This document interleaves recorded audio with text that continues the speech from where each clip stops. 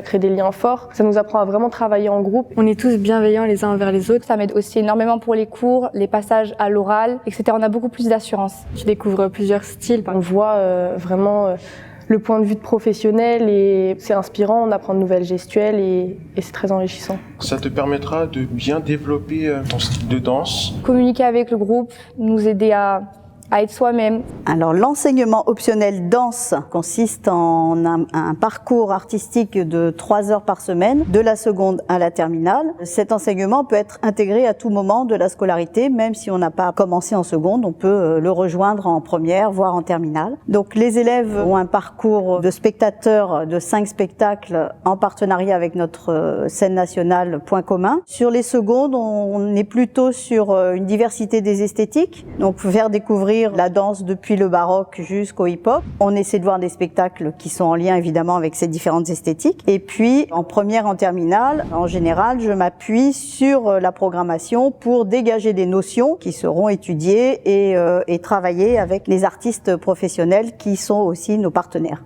Alors, l'enseignement de spécialité permet aux élèves d'approfondir, évidemment, et leur pratique et leurs connaissances. Les élèves, comme dans toute spécialité au lycée, en fait, en première, ont 4 heures de danse et en terminale, ont 6 heures de danse. Alors, ça se répartit en ateliers. Il faut bien noter que les deux sont cumulables. On peut être en spécialité tout en gardant quand même l'option, ce qui est un grand enrichissement pour les élèves. Ce qui différencie aussi, c'est qu'il y a des cours, on a des cours théoriques. On apprend tout le versant culturel de l'histoire de la danse dans plusieurs pays et depuis la fin du 19e siècle jusqu'à aujourd'hui. Nous lions tous les cours théoriques aux ateliers de pratique. Alors, les épreuves du bac en spécialité, une pratique, donc une composition personnelle dansée, suivie d'un oral, et également un écrit de 3h30, comme dans toutes les autres spécialités. On pose des questions donc sous forme de dissertation ou d'analyse de documents, qui peuvent être du type l'artiste ou le danseur doit-il être engagé, ou encore est-ce que la danse doit être spectaculaire. C'est pour les élèves la possibilité de développer leur esprit critique, de savoir débattre,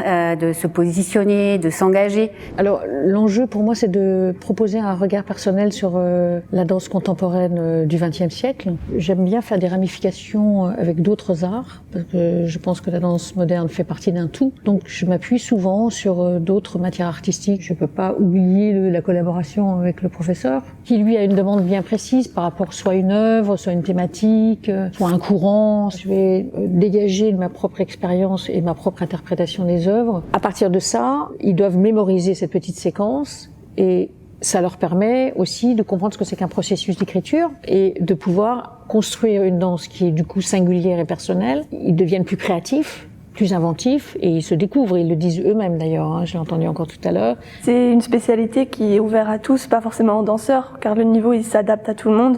Il faut juste avoir l'envie et la motivation d'apprendre sur la danse.